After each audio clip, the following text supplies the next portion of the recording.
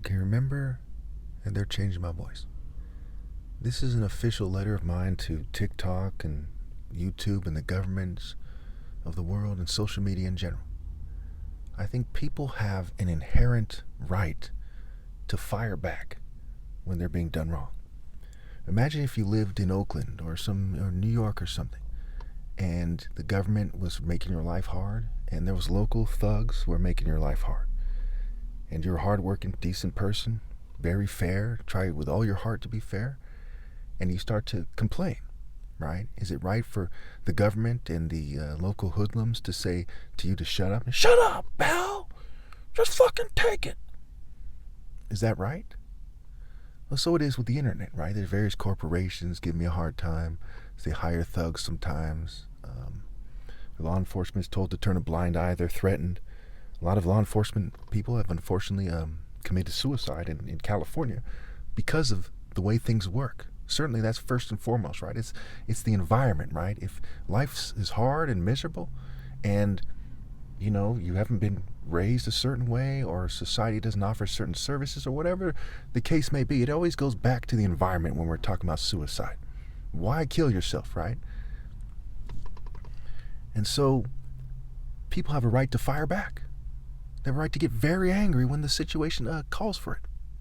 Okay? If it's an issue that is extremely important and people are being extremely evil and unreasonable and they're censoring you, why shouldn't you be able to call them names?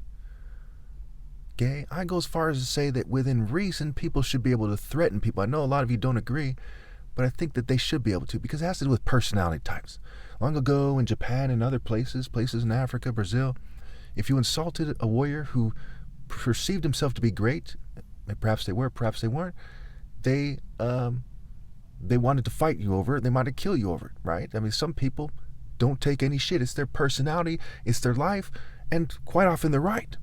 If someone's a scoundrel, okay, and splashes you with excrement, okay, on your sacred outfit that your parents gave you before they passed, okay, tell me you wouldn't think about pulling out your sword and cutting off their head. You see what I'm saying?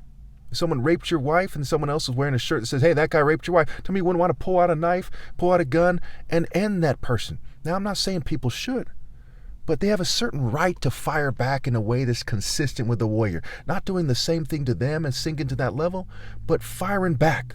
So if we're on the internet and someone says some foul stuff to me, and I'm being harassed and cyber stalked, and they're trying to treat me like a punk, don't you think I have a right to say, hey, I would do X, Y, and Z to you, and to say that they're a punk compared to me and things like this in the most harsh and warrior-like way that's consistent with my soul and who I am.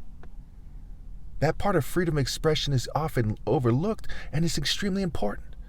The governments are wrong with their censorship campaign, and I know they're twisting your arms and your social media sites and so on and so forth. It's not right.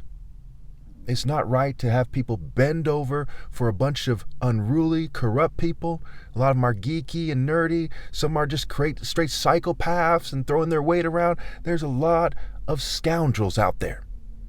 And it's not right for them to be able to leverage their political clout and pick on people and try to enslave people.